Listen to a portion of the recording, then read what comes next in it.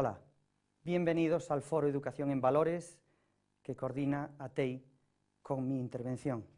El tema de hoy es democratización, interculturalismo y formación del sentido de lo social. Nos acompañan para la realización de este programa representantes insignes de 3 universidades y en el plató, y representantes especialistas de 3 universidades en diferido. La Universidad de Tarragona, la Universidad de Valencia, la Universidad Nacional de Educación a Distancia, la Universidad de Salamanca, la Universidad de Santiago de Compostela y la Universidad de Vigo. Les invito a que entren en la página de ATEI, Proyecto Educación en Valores. Podrán ustedes comprobar el currículum de cada uno de los especialistas que hoy nos acompañan. En todo caso, a mí me gustaría significar 2 aspectos especialmente de las personas que forman parte con nosotros de este trabajo hoy para el foro. Hemos tenido especial interés en que las personas que se incorporaran al foro tuvieran experiencia no solo profesional de los temas que vamos a debatir y que hayan publicado sobre el tema que vamos a debatir, sino que además hayan tenido la oportunidad de ser canalizadores de propuestas y de opciones y de acciones de diversos grupos o de diversos especialistas. De ahí que las personas que nos acompañan tengan que ver con revistas profesionales del ámbito de la educación también. En todo caso, me permiten que empiece por el doctor Ramón Pérez Juste, de la Universidad Nacional de Educación a Distancia, que es el director de la revista Bordón, presidente de la Sociedad Española de Pedagogía, ha ocupado cargos significativos en el Consejo Escolar del Estado y fundamentalmente es un catedrático absolutamente convencido de que el papel especial en la educación es el de la educación personalizada. Yo diría que es el máximo especialista que tenemos hoy en el tema de la educación personalizada. También tenemos al doctor Ángel García del Dujo, es el director de la revista Teoría de la Educación, es la revista que agrega y congrega a los profesionales del área de conocimiento de teoría e historia de la educación y educación social o pedagogía social. Es un ámbito muy largo, interdisciplinar. Su trabajo específico tiene que ver con el ámbito de la ciudadanía y realmente ha trabajado y ha oído muchas cosas sobre el problema de la ciudadanía desde que está en la revista. Tenemos además otras personas que forman parte del grupo de debate. Por una parte, don Luis Fernando Valero, de la Universidad Rovira y Virgili, especialista en política educativa. Esa es su inquietud fundamental. El tema de la globalización, el tema de los sures y la marginalidad es fundamental en su trabajo. Por otra parte, la profesora Carmen Pereira Domínguez, de la Universidad de Vigo, que se ha especializado de manera especialmente sensible en un problema específico que afecta al tema que hoy nos ocupa, y es cómo los medios audiovisuales influyen en los problemas que planteamos aquí. Por otra parte, la doctora Pilar Aznar forma parte de un grupo de catedráticos de universidad que trabaja en cuestiones medioambientales en estos momentos, especialmente sensibilizados a los problemas de la ecología educativa. Es un término nuevo, pero la ecología educativa plantea situaciones distintas desde el punto de vista ético, científico-tecnológico y desde el punto de vista filosófico respecto de lo que es la respuesta al problema que ahora traemos entre manos: democratización, interculturalismo y formación del sentido de lo social. Les invito de verdad que consulten la página. Además, allí tienen trabajos, pero sobre todo me gustaría insistir en 2 aspectos fundamentalmente. El motivo del foro de hoy. Hay un cambio de legislación. La legislación apunta a situaciones distintas donde la calidad es el tema fundamental de debate. 2. Los títulos profesionales están siendo orientados de manera distinta respecto de la formación. Probablemente las competencias tengan que cambiar y las competencias deban de ser consideradas dentro de los títulos. 3. La especial sensibilidad que hay en la sociedad hacia los problemas socioidentitarios.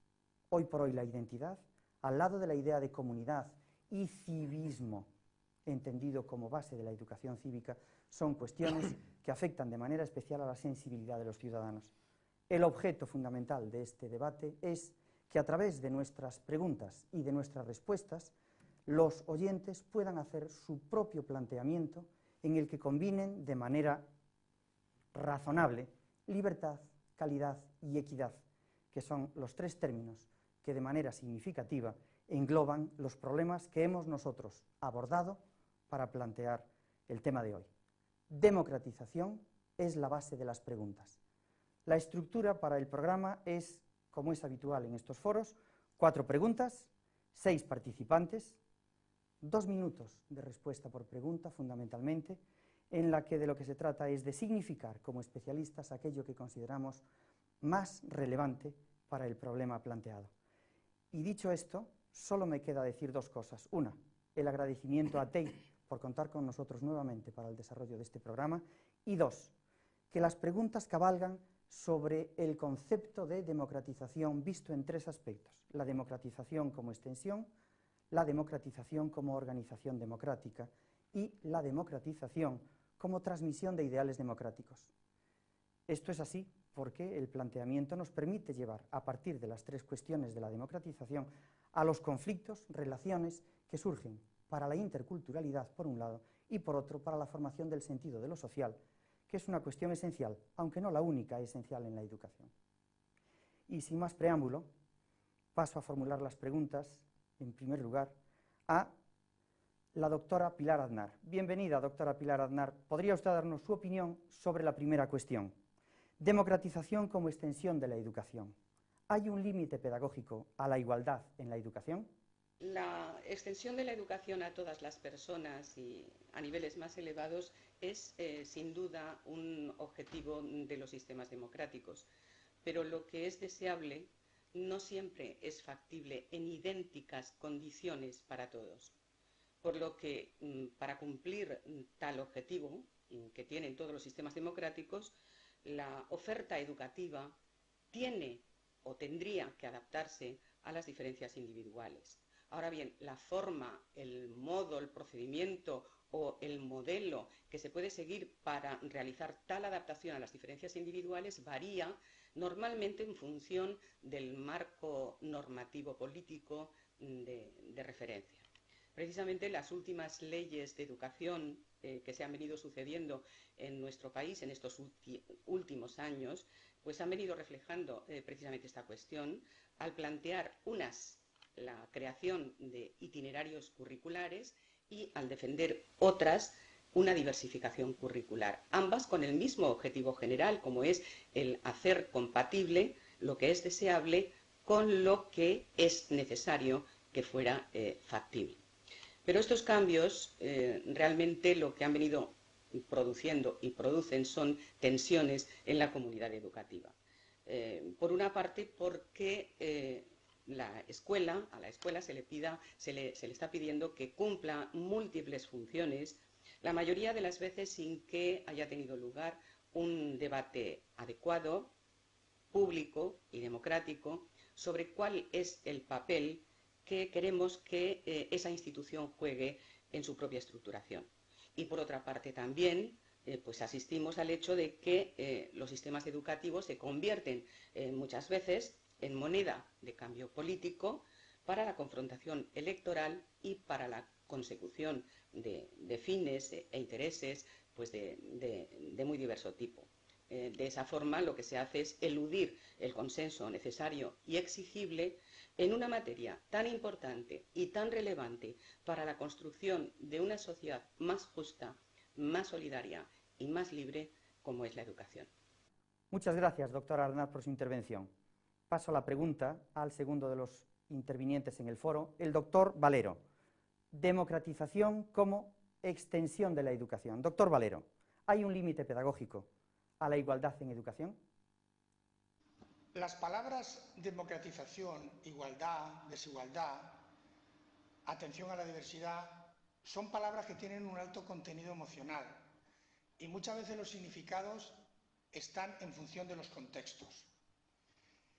Para entender verdaderamente esta pregunta deberíamos contextualizarla. Para mí, la educación debe ser democrática, por supuesto, pero la democratización debería ser más bien como un medio y no como un fin en el sentido estricto de la palabra. Por ello, en mi criterio, puede haber un límite pedagógico al concepto de igualdad educativa, pero no sería lo más brillante. Si entendemos la igualdad como conformidad, se debería entender como una proporcionalidad de un todo con la parte. Por lo tanto, no debe haber un límite pedagógico a la igualdad. Lo que pasa es que cuando se habla de igualdad, se entiende como los derechos.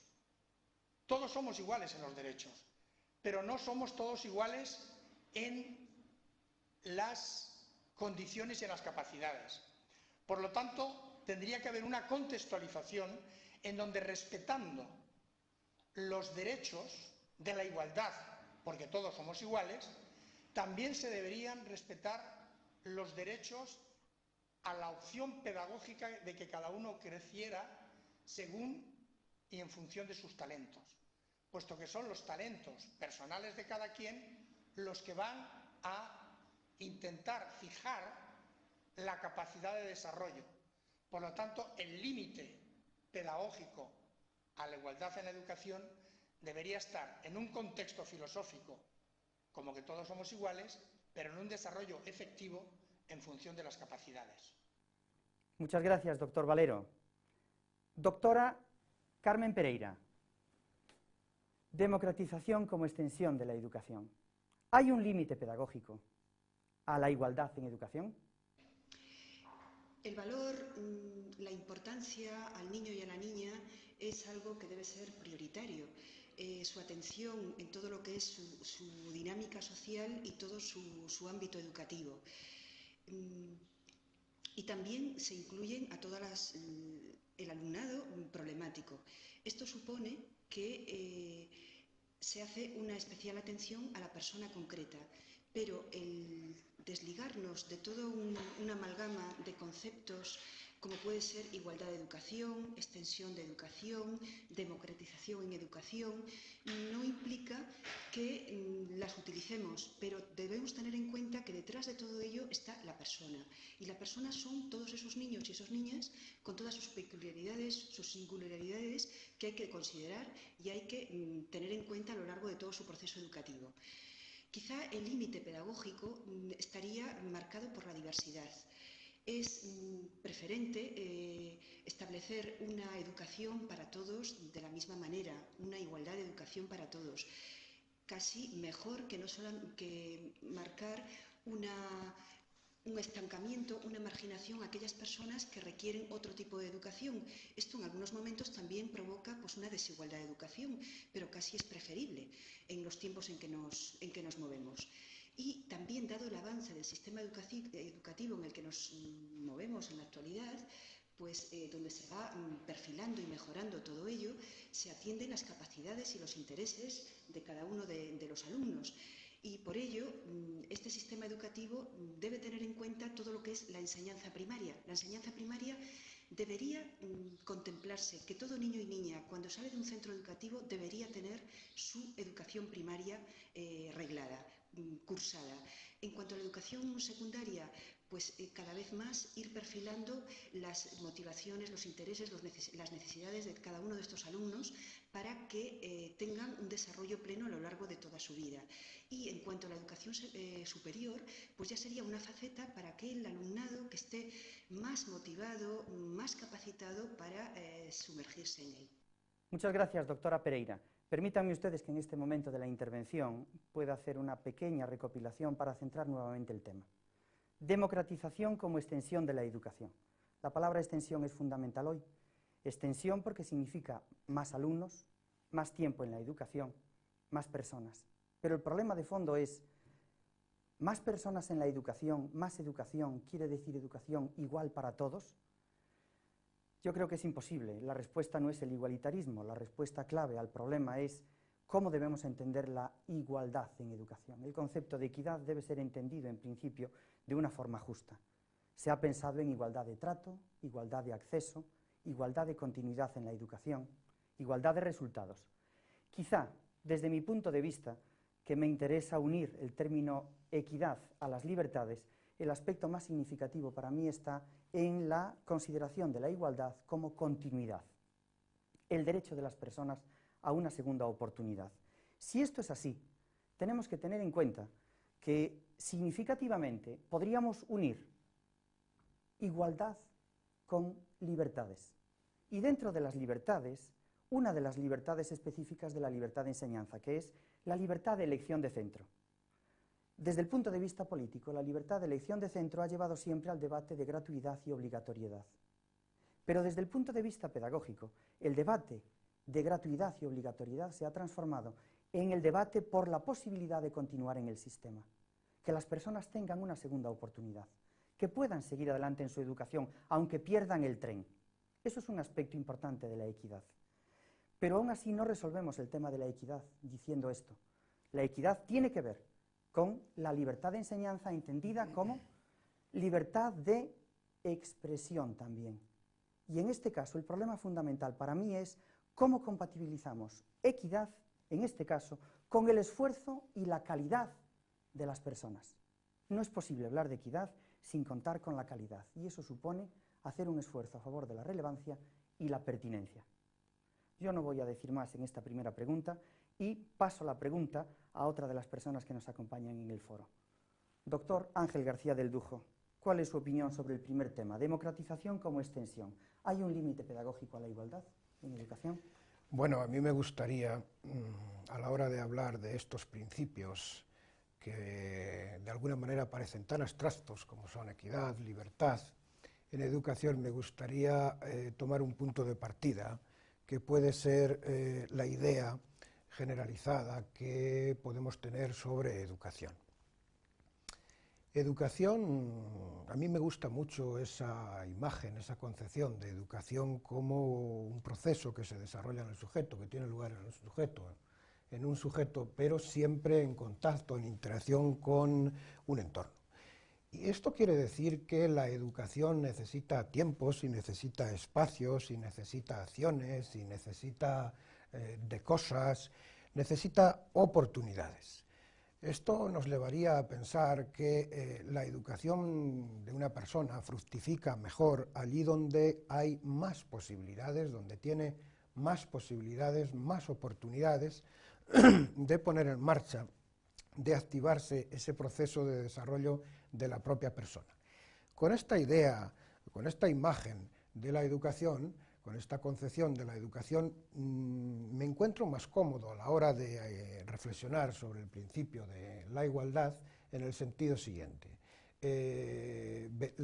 La igualdad vendría a ser ese continuo con dos polos, uno por arriba y otro por abajo, claramente delimitados. Y yo pensaría y pienso que en cada uno de esos polos se establecen unos límites bastante bien definidos.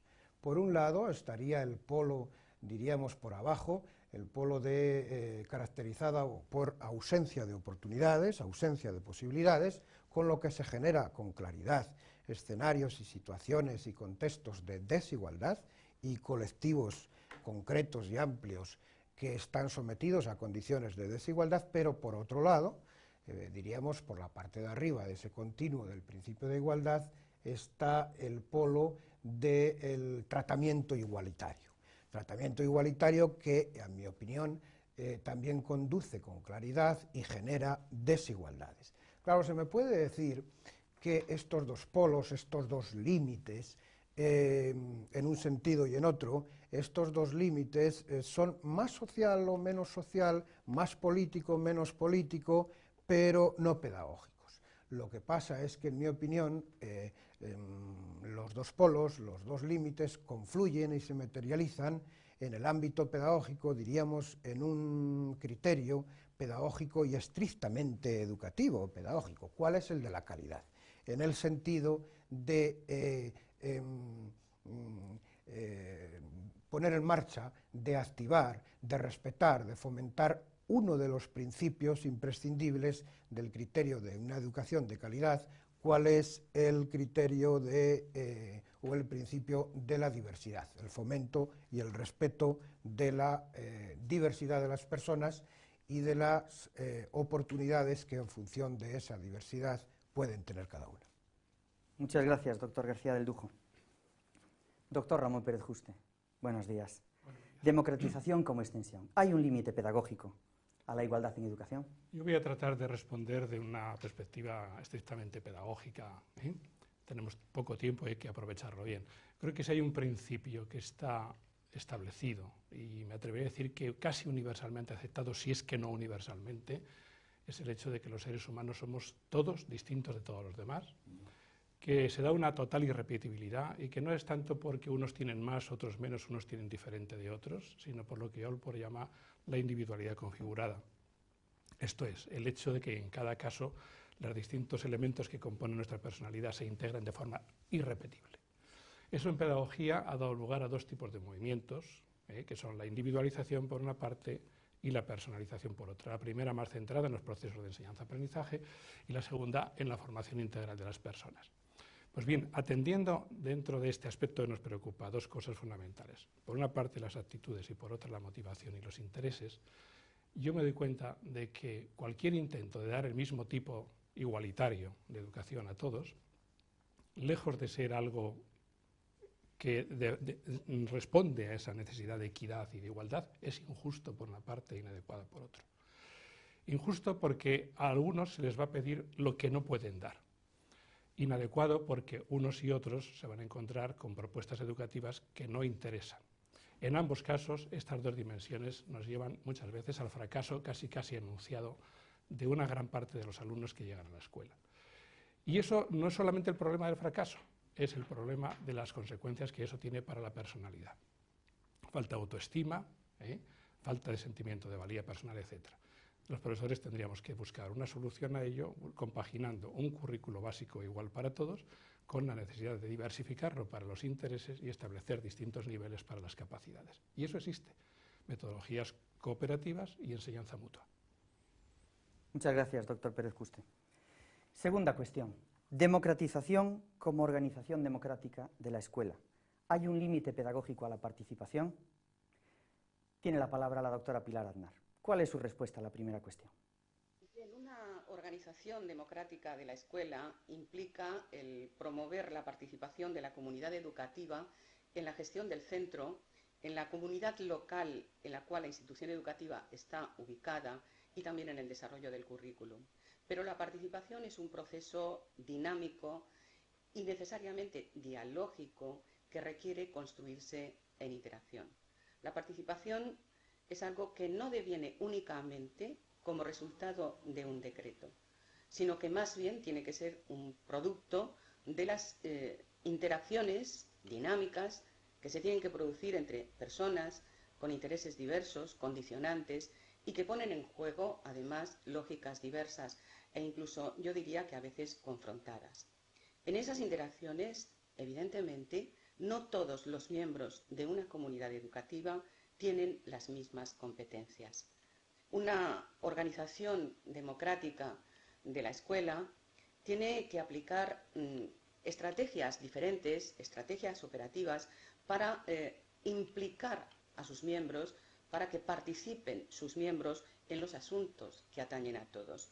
Ahora bien, hay que diferenciar niveles distintos o niveles diversos de implicación y de participación, que van desde los puramente informativos y consultivos hasta los niveles decisorios y operativos.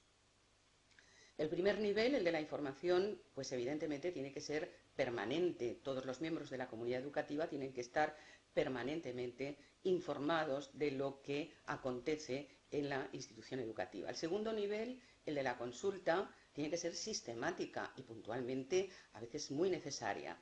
El tercer nivel, el de las decisiones, pues evidentemente tienen que tomarse por representación de toda la comunidad educativa. Y el cuarto nivel, el de la ejecución, tiene que llevarse a cabo por niveles de competencia. Muchas gracias por su intervención, doctor Aznar. Doctor Valero, democratización como organización democrática de la escuela. ¿Hay un límite pedagógico a la participación?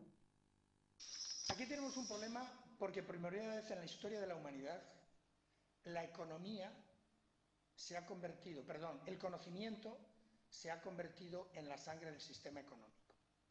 Por lo tanto, hoy el conocimiento no solamente es una diferenciación de tipo cultural, sino que el conocimiento genera riqueza. Por lo tanto, yo no estoy de acuerdo en que se deba decir que tiene que haber un límite pedagógico a la participación. Yo creo que no. Pero lo que sí tampoco se puede negar es que el conocimiento hoy genera una diferenciación que podría ser discriminatoria, puesto que el que no tiene acceso al conocimiento no puede entrar en el sistema económico. Por lo tanto, si se entiende la palabra límite como separación y como fin de algo, yo no estaría de acuerdo. No debe haber un límite a la participación y para ello yo creo que lo que se tiene que hacer es crear los elementos en los que todos puedan participar en igualdad de condiciones.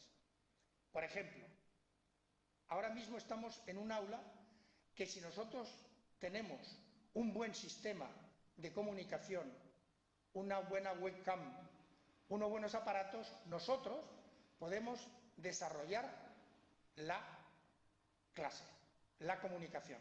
Si nosotros no tuviéramos estos aparatos nos limitarían la capacidad. Es una cosa puramente técnica, pero que tiene repercusión en el conocimiento. Por lo tanto, hoy la sociedad del conocimiento requiere para la participación pedagógica una igualdad mínima de lo que se llamaría el hardware y también la capacidad de poder desarrollar los conocimientos con un hardware adecuado. Gracias, doctor Valero. Doctora Carmen Pereira, democratización como organización democrática del centro. ¿Hay un límite pedagógico a la participación? La democratización es una organización democrática de la escuela. Es una ayuda. Es similar a lo que sería una estructura de los grupos sociales. Es necesaria hoy día. En el sistema democrático en que vivimos es un requisito esencial y esta esencialidad sería la práctica de la participación, pero esto requiere un aprendizaje. ¿Cuál sería el límite? Los límites que estarían marcados en esta participación, pues por ejemplo, toda esa gama de dificultades insuperables que algunas personas, por sus circunstancias o por su edad, son incapaces para poder participar. También otro límite sería el deterioro de la convivencia normal en cualquiera de los contextos, pero principalmente en los ámbitos educativos.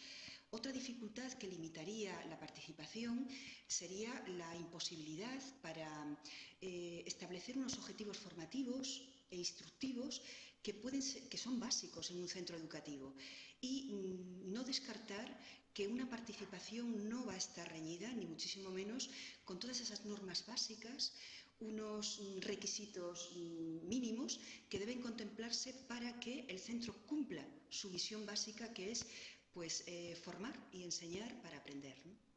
Muchas gracias, doctora Carmen Pereira.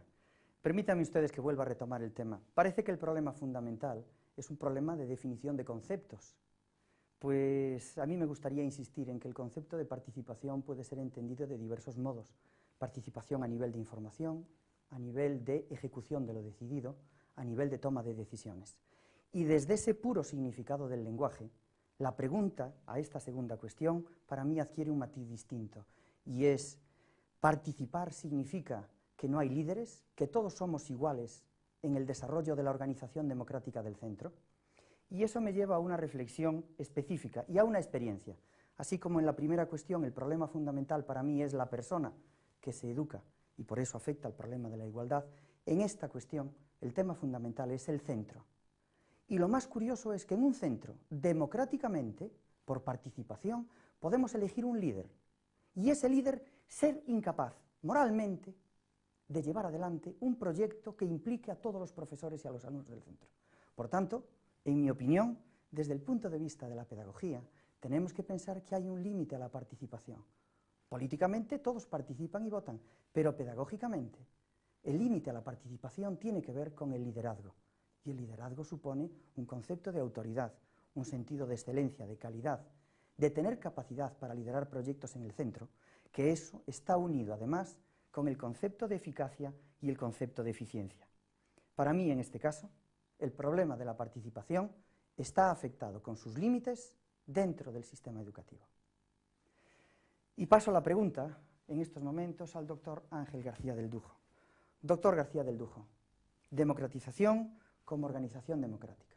¿Hay un límite a la participación, entendido como límite pedagógico?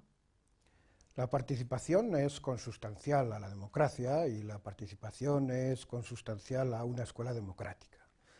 La cuestión estaría, yo creo, como acertadamente acabas de exponer, en cómo interpretar esa participación y cómo se ejerce esa participación. Todos tenemos conocimiento y experiencia de que en nombre de la democracia, en nombre del derecho a la participación, se han cometido abusos y se cometen abusos, deterioros, tergiversaciones, que terminan deteriorando la naturaleza de las instituciones y, en definitiva, la convivencia pacífica de los centros, porque este tema, efectivamente, es un tema esencial para el centro. Esto afecta a todos los componentes de la comunidad educativa, o, si preferimos, de la comunidad escolar. Esto afecta a la participación de familias, de alumnos, de profesores, de instancias sociales, cuyos límites de su acción y de su participación yo les pondría en dos sentidos. Diríamos la idoneidad de la competencia de los participantes y el principio de la no invasión de las funciones competenciales o de los campos competenciales de cada sector, de cada miembro, de cada órgano. Esto quiere decir que la participación en el centro escolar tiene unos requisitos concretos, tiene unas funciones concretas y en consecuencia debe tener unos límites claros. En el fondo, en última instancia, el límite viene dado por el ejercicio de la responsabilidad personal y social de las acciones, incluso de las opiniones de los distintos miembros participantes en el centro, en la organización de un centro. Claro que también se puede discurrir de otra manera, deberíamos discurrir de otra manera, en torno a la activación y la dinámica y el fomento de la participación, dado el escasísimo nivel de participación que hay por parte de algunos colectivos. Termino diciendo, ejercitar y ejercitarse en prácticas democráticas es imprescindible, empezando por los ámbitos escolares, pero en nombre de la participación no todo vale, no cualquier cosa tiene el mismo valor y no cualquier opinión tiene el mismo valor. Esto, al menos pedagógicamente, es claro. Muchas gracias, doctor García del Dujo. Doctor Ramón Pérez Juste, parece que es verdad que los centros tienen que estar pedagógicamente programados. Por tanto, democratización como organización democrática. ¿Hay un límite pedagógico a la participación? Para mí, sin duda, sin duda. Yo creo que hay que distinguir la igualdad de todos los seres humanos, que deriva de su intrínseca dignidad, al margen de sus características personales y sociofamiliares, y también la otra parte, que es en concreto el hecho de que cada persona desempeña distintas funciones. Es más, que una misma persona puede desempeñar las distintas funciones simultáneas y hasta sucesivamente. Yo puedo ser profesor y alumno, puedo ser padre e hijo a la vez, puedo ser excelente en matemáticas y negado para los idiomas, etcétera, etcétera. Bien, pues en la escuela, en el centro educativo, hay una persona o unas personas que tienen la función de liderazgo, que tienen la responsabilidad de educar, de seleccionar los objetivos, de plantear las actividades, de organizar una metodología, y esos son los profesores, y hay otras personas que van allí a educarse. Entonces, el profesor ese que se encarga justamente de ese tipo de diseño tiene una enorme responsabilidad. Entre otras, es la de conseguir que los alumnos se hagan con los propios objetivos, los asuman como propios, porque, para bien, nadie puede educar por otro. Cada uno se educa a sí mismo. Conseguir que los alumnos se impliquen en los objetivos es una meta del profesor, pero la responsabilidad es suya. Y en ese punto yo creo que hay muchos tipos de excesos, pero voy a señalar dos. Uno, el que acaba de aprobarse en España con la LODE, que reconoce el derecho de huelga a los chicos. Eso es una barbaridad, es un exceso. Ellos se están formando y cualquier tipo de participación es justamente para aprender a participar y a ser cívicos. Y otra, organizar la escuela como si fuera una sociedad cualquiera. No. Hay un liderazgo de los profesores que deben siempre, en cualquier decisión, estar por encima por si se toman decisiones improcedentes, inadecuadas, dañinas o erróneas para uno o para varias personas del centro. Muchas gracias, doctor Pérez Juste. Tercera pregunta. Democratización como transmisión de ideales democráticos. ¿Hay un límite pedagógico a la libertad de expresión del profesor? Doctora Pilar Aznar, ¿cuál es su opinión sobre esta cuestión? Transmitir ideales democráticos significa pensar en una escuela centrada en la comprensión significativa y relevante del mundo físico y social, en el pensamiento crítico, en la autonomía de criterio, en la participación responsable en la gestión de la comunidad y en valores como la tolerancia, el respeto, el consenso, la cooperación, la solidaridad. El transmitir ideales democráticos significa concebir los centros educativos no como centros o no únicamente como centros de capacitación y de acreditación profesional, sino también como contextos de desarrollo cultural y social para la formación de una ciudadanía participativa. Tienen que ser centros que ayuden a los sujetos a comprender el mundo en el que viven y a integrarse y a participar en ese mundo desde una perspectiva crítica y constructiva. Todo lo cual evidentemente no se da por generación espontánea, sino que se tiene que trabajar desde su inclusión en los proyectos educativos de centro y a través de los objetivos y de las actividades de las diferentes vías curriculares. La construcción personal de ideales democráticos no puede, desde mi punto de vista, conformar un compartimento estanco en un currículum. Implica procesos de formación que han de ser necesariamente transversales. Y desde mi punto de vista, se pueden seguir pues, caminos diversos para organizar la mediación educativa y la ayuda pedagógica en la construcción personal de tales ideales democráticos. Todos los caminos, todos los caminos que se sigan pueden ser pues, más o menos válidos, pero desde mi particular punto de vista, todos pueden ser válidos excepto uno, que es el de la imposición. Ese es un precio que debería ser inadmisible. Muchas gracias, doctora Pilar Aznar. Doctor Valero, ¿cuál es su opinión sobre esta cuestión? Democratización como transmisión de ideales democráticos. ¿Hay un límite pedagógico a la libertad de cátedra? Entrada no. Es decir, no puede haber. La libertad de cátedra precisamente es la libertad que tiene el profesor de enseñar lo que él cree en recta conciencia de lo que la ciencia hoy tiene. Es decir, que sería absurdo que yo hoy dijera que la Tierra es plana. Yo tengo libertad de decirlo, pero eso no se correspondería con la verdad científica.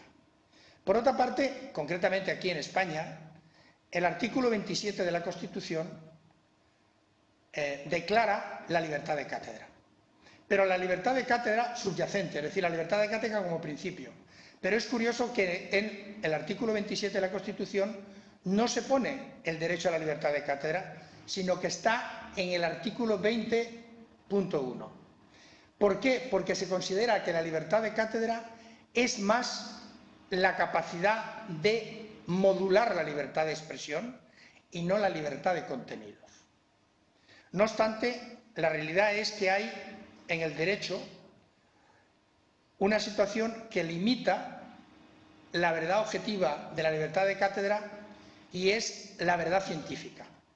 Por lo tanto, yo entiendo que no tiene que haber en absoluto libertad, no tiene que haber en absoluto límite en la libertad de cátedra, y yo entiendo que el auténtico profesor es aquel que es capaz de dar una serie de conocimientos con total libertad, libertad también para recibirlos el alumnado y para ser críticos con ellos, y de esa conjunción de dos libertades que tienen capacidad de crítica nace la capacidad de una libertad total de la persona, que es el que aprende y también, por supuesto, el que enseña. Muchas gracias, doctor Valero. Doctora Carmen Pereira, democratización como transmisión de ideales democráticos. ¿Hay un límite pedagógico a la libertad de cátedra y de expresión del profesor? Por supuesto. La libertad de cátedra o la libertad de expresión del profesorado no es un privilegio, es todo un derecho para que cumpla su mejor función y tenga en la sociedad pues, la garantía de que está ejerciendo con toda la plenitud. Esto ocurre en cualquiera de las profesiones, no solamente en la relativa a la docencia, sino en medicina, en arquitectura, en la abogacía, etcétera. Por ejemplo, en el apartado 2 del artículo 27 de la Constitución, pues la educación, dice este apartado, que la educación tendrá por objeto el pleno desarrollo de la personalidad humana y en el respeto a los principios democráticos de la convivencia y a los derechos y libertades fundamentales. Por tanto, la libertad de cátedra o la expresión del profesorado no puede ir en contra de lo que sería el desarrollo de la personalidad humana de su alumnado. Tampoco puede permitir que se atenten los principios democráticos de la convivencia o lo que serían los derechos y libertades de alumnos y de todos y cada uno que intervienen en todo ese proceso de la educación. Tampoco se puede abusar en el ejercicio de la libertad, todo lo que sería el adoctrinamiento o abuso de los alumnos, porque iría en contra de su propio desarrollo de la personalidad. Y, por supuesto, tampoco debería ponerse esta libertad de cátedra o de expresión del profesorado al servicio de nadie que vaya a coaccionar, a manipular o a adoctrinar al alumnado. Muchas gracias, doctora Pereira. A mí me gustaría insistir en estos momentos en dos cuestiones más. Y volvemos a la idea. Son los límites. Si pensamos en los límites como represión, el límite es algo rechazable desde la pedagogía. Si pensamos en el límite como marco de actuación, lo normal es que las actuaciones de los profesionales de la educación tengan límites. En este sentido, yo, de manera muy breve, pero taxativa, por lo que estamos escuchando, a mí me gustaría insistir en que hay un límite básico a la libertad de cátedra. Es la competencia del profesional experto y la verdad. No se puede democratizar ni transmitir ideales democráticos a cualquier precio. Esto quiere decir que incluso en democracia podemos manipular y podemos adoctrinar. Y hay un límite a la expresión del profesor en el sentido de que la verdad y la competencia deben orientar el camino para que uno aprenda a elegir aquellos modos de ver que le garantizan su posibilidad de elección. Doctor García del Dujo, democratización como transmisión de ideales democráticos. ¿Hay un límite a la libertad de expresión y de cátedra del profesor? Para mí el principio y el derecho de la libertad de cátedra es uno de los más importantes bajo el punto de vista pedagógico, y yo creo que bajo esta perspectiva pedagógica, estrictamente pedagógica, menos estudiada. Menos estudiado. Se ha estudiado mucho bajo el punto de vista jurídico, incluso hay sentencias de nuestro Tribunal Constitucional, pero yo me voy a limitar, como nos corresponde y como me corresponde, al aspecto y a la perspectiva pedagógica. Yo quiero decir que la libertad de cátedra afecta a cuatro factores. Afecta al contenido, obviamente, pero también afecta a la metodología, también afecta a los medios que elige el profesor para el desarrollo de la docencia y también afecta, por supuesto, todo ello, por cada una de esas tres vías, termina afectando a la libre elección de la orientación ideológica. La libertad de cátedra, en mi opinión, actúa en cada uno de esos cuatro componentes y en cada uno de esos cuatro componentes tiene límites bastante claros pedagógicamente, como son el respeto al pluralismo, no se puede ocultar la existencia de pluralismo, y el uso del rigor, permítasenos en la academia decir el rigor científico. Esto, dicho de otra manera, dicho en términos que se nos entienden perfectamente, el límite de la libertad de cátedra es el adoctrinamiento, la propaganda, pero que puede ser por distintas vías, no solamente vía conceptual, sino también vía metodológica, o vía de elección medios.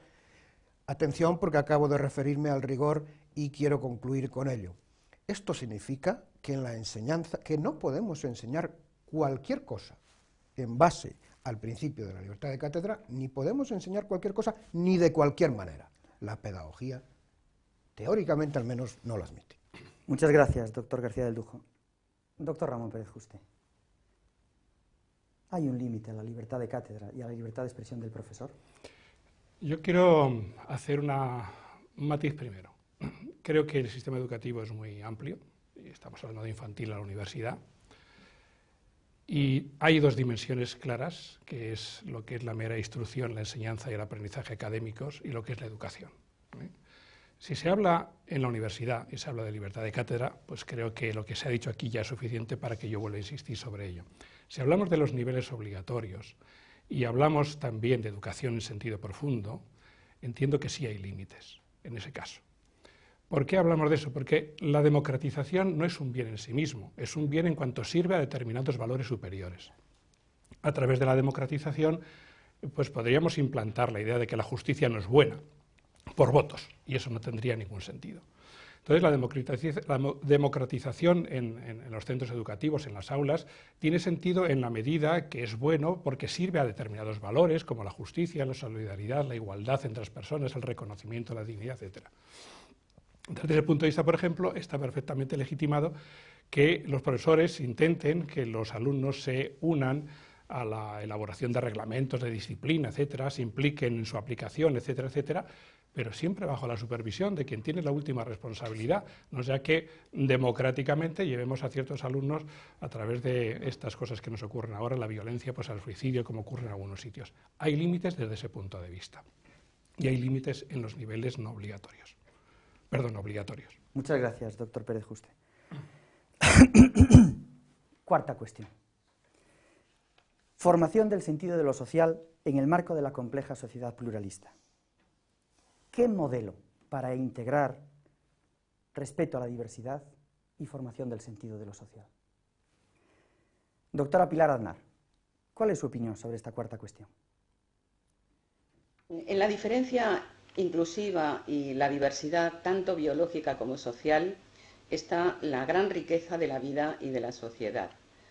En nuestros centros educativos, en general, están reflejando la diferencia y la diversidad de la realidad pluricultural de las sociedades actuales, en las cuales la formación del sentido de lo social pasa por la necesidad de fomentar la integración entre las diferentes culturas sobre la base de la tolerancia, pero no como un proceso unilateral, sino como un proceso de adaptación, de cambio mutuo y de responsabilidad compartida, lo cual no debe consistir simplemente o únicamente en la adjudicación de espacios definidos o en el reconocimiento de una serie de derechos, sino más bien tiene que consistir en crear situaciones apropiadas para el desarrollo espontáneo de todas las expresiones culturales, fomentando el diálogo multicultural y también la necesaria búsqueda de identidad, entendida esta como relación dialógica y apertura recíproca a la mutua convivencia.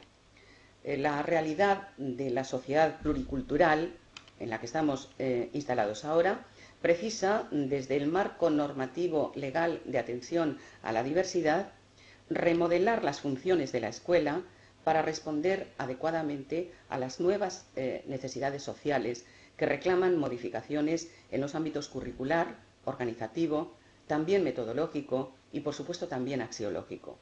Y precisa también, por otra parte, la formación de profesores competentes para el desarrollo de acciones educativas desde modelos interculturales de inclusión positiva, desde los cuales se pueda defender el diálogo real entre culturas de cara a la construcción de una cultura compartida y el fomento de la equidad social. Muchas gracias, doctor Aznar. Doctor Valero, a esta cuestión, ¿existen modelos que permitan integrar respeto a la singularidad y fomento de lo social? Diríamos que hay como un doble lenguaje. A nivel teórico, todo el mundo está de acuerdo con la familia, pero luego resulta que la sociedad plantea serios problemas al desarrollo de la familia. Por ejemplo, para nadie es hoy un secreto que hoy los padres pasan menos tiempo con sus hijos que cuando yo era, por ejemplo, un niño o un joven. Yo siempre que volvía de la escuela me encontraba en mi casa a mi madre y a mi abuela, siempre, y muchas veces a mi padre. En cambio hoy muchas veces los niños no se encuentran ni con su padre, ni con su madre, ni con su abuela, ni con una persona.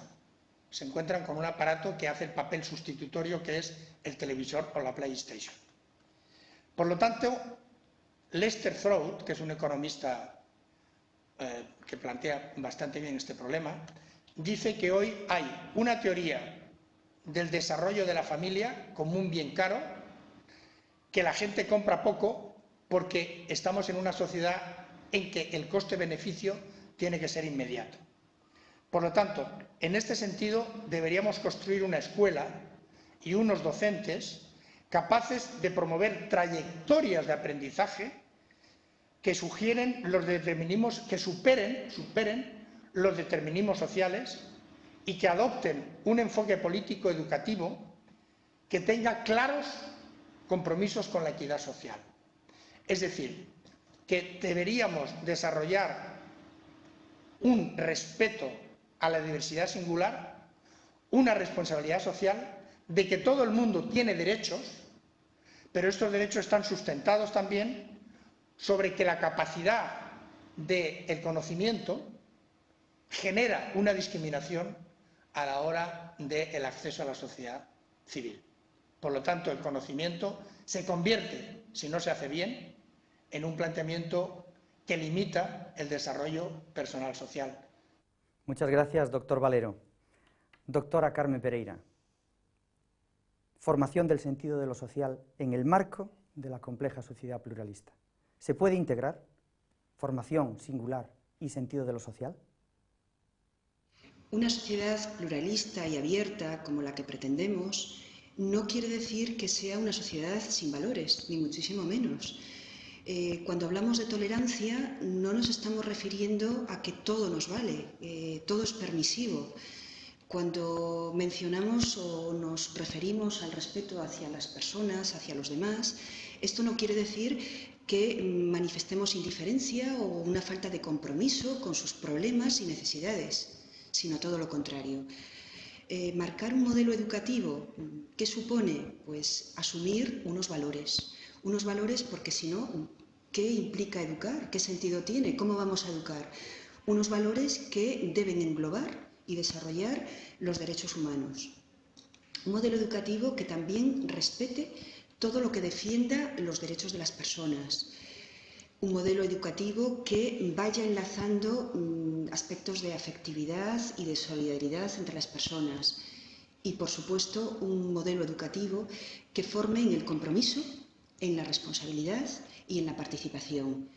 Podríamos referenciar y aterrizar todos estos puntos que he manifestado a lo largo de mi intervención con algunas muestras cinematográficas que me siento más en familia, más aterrizada con ellas por el hecho de trabajar la educación y valores con este tipo de recursos y de intervención pedagógica.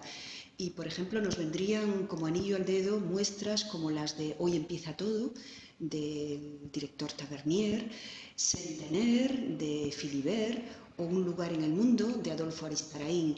Tres muestras que, bien trabajadas, llevadas a la práctica, reflexionando sobre ellas, debatiendo y extrayendo valores, nos ayudarían sobremanera a entender pues, estos aspectos y estas puntualizaciones que estamos ahora debatiendo. Muchas gracias, doctora Pereira. Volvería a insistir, igual que en las preguntas anteriores, en dos aspectos. Uno, creo que es significativo que pensemos que la familia ocupa un lugar fundamental a la hora del desarrollo de la identidad y a la hora del desarrollo de las actitudes sociales. Pero si tenemos en cuenta que el centro genera una situación específica de convivencia democrática y en el centro se respira calidad al lado de equidad y en el centro los profesores hablan con libertad de cátedra, pero teniendo un límite en la verdad y la competencia, ese es el camino básico para desarrollar cualquier problema de educación de valores. El problema individual y el problema de respeto a lo social tiene que ver con un ámbito de educación en valores. Y en ese sentido, para mí, lo que es fundamental, aparte de la práctica ordinaria, es que los valores tienen que ser conocidos, tienen que ser estimados, tienen que ser elegidos, tienen que ser enseñados y tienen que ser realizados. Eso es posible hacerlo, con la ayuda de la escuela, con la ayuda de la familia y con las aportaciones del Estado en un marco legal adecuado. Doctor Ángel García del Dujo, ¿cuál es su opinión sobre esta cuarta cuestión? Formación del sentido de lo social en el marco de la compleja sociedad pluralista. ¿Se puede integrar en un modelo? Bien, en función de las intervenciones que he tenido, sucesivas, para mí va quedando, quiero ir dejando una cosa clara. La democratización de una sociedad no puede ser adoctrinada. La democratización de una sociedad, y en contextos tan complejos y plurales como son los nuestros, depende de procesos de socialización bastante complicados, de procesos de conocimiento, de procesos de reconocimiento, de procesos de experienciación y ejercicio de prácticas democráticas, etcétera, etcétera.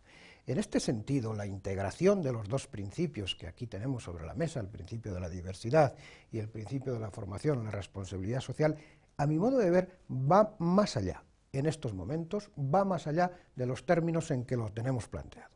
Yo creo que ya no es cuestión de introducir una o las asignaturas que ustedes quieran, yo creo que no es cuestión, que lo doy por supuesto, del ejercicio de la responsabilidad del profesorado, sino que, cuando digo que va más allá, a mí hay un aspecto que me preocupa bastante, el ejercicio de la corresponsabilidad de instancias sociales y instancias educativas. Me preocupa la falta de coherencia entre los esquemas de dentro de un centro y fuera de un centro. Muchas gracias. Doctor Pérez Juste, formación del sentido de lo social en el marco de la compleja sociedad pluralista. ¿Existen modelos que permitan integrar singularidad y sentido social? Para mí rotundamente sí. Rotundamente sí, porque entiendo que, aunque todas las personas, como hemos dicho, somos distintas y tenemos formas de ser, de pensar y de vivir muy diferentes, creo que todas ellas enriquecen a otras personas y a otros grupos, siempre que, y esta sería la única cuestión, se respete la dignidad de cada ser humano y los derechos humanos. Eso permitiría resolver un tema de enorme importancia y dificultad en estos momentos, que es la llamada educación para unos intercultural, para otros multicultural, porque podría haber unos proyectos educativos centrados justamente en esos dos respetos fundamentales, que permitirían que convivan y aprendan a relacionarse y a respetarse más que a tolerarse, personas que tienen distinta raza, distinta religión, distintos valores, siempre que los valores fundamentales estuvieran apoyados. Y ahí sí que quiero hacer una mención especial de la importancia que tiene la familia, que no debe limitarse a seleccionar el centro, sino que una vez seleccionado el proyecto educativo con el que está a gusto, implicarse y colaborar activamente con los profesores. Todos ellos responsables no en su asignatura, sino en el conjunto de la vida del centro, que es mucho más que el aula. Muchas gracias, doctor Pérez Juste. Y a efecto de conclusiones, yo le pediría al doctor García del Dujo, ¿quiere decirnos algunas palabras muy breves como conclusión del planteamiento que hemos tenido en este debate? Pues dos o tres. A mi modo de ver, la pedagogía y el rigor pedagógico criticaría algunas de nuestras prácticas escolares en función prácticas que hacemos en base de los principios de igualdad, equidad, etcétera, etcétera. Con la pedagogía en la mano, con el rigor pedagógico, por supuesto con el respeto al pluralismo, a la diversidad, no solamente respeto, sino fomento de esto, no todas las prácticas que normalmente y que con mucha frecuencia llevamos a cabo en los ámbitos escolares serían aceptables. Me estoy refiriendo, para decirlo con mayor concreción, a lo siguiente. En nombre de estos principios no se puede rebajar la exigencia de la pedagogía. Muchas gracias. Doctor Ramón Pérez Juste, ¿quiere hacer algunas palabras de conclusión? Bien, poner por encima de todo a la persona en la educación es la clave, a mi juicio, y la persona que se educa para ser persona en plenitud al servicio de unos valores que forman parte del proyecto educativo, que permiten la convivencia pacífica y respetuosa de todas las demás personas. Y una palabra que creo que no ha salido del todo aquí. Al final, a la escuela se le pide mucho, los profesores han dejado de ser o legalmente quieren que seamos educadores, pero no se nos forma para ello. Ese es un desafío que las autoridades políticas de todos los niveles tienen que asumir, porque no se le puede pedir a la gente, a los profesores, que hagan determinadas cosas para las cuales no han sido formados. Muchas gracias, doctor Pérez Juste. Por mi parte, recordar solo tres aspectos fundamentales. Uno, el aspecto afectivo es fundamental a la hora de integrar en educación singularidad y respeto al sentido de lo social. Inteligencia, voluntad y afectividad forman parte del proceso educativo de manera especialmente ordenada para este tema. 2. Pertinencia, relevancia, eficacia, eficiencia, transparencia y orientación estratégica son elementos fundamentales para combinar libertad y calidad. Y 3. Evidentemente, el aspecto social es solo uno de los aspectos esenciales en la educación. Pero siempre la educación, como habían dicho ustedes, está ordenada a que cada uno realice su proyecto de vida y elija lo mejor para su proyecto. Eso es la manera de poder llegar a convivir individualidad y respeto al sentido social. Muchas gracias por acompañarme y nuevamente muchas gracias a ATEI por darnos la oportunidad de estar aquí en este foro.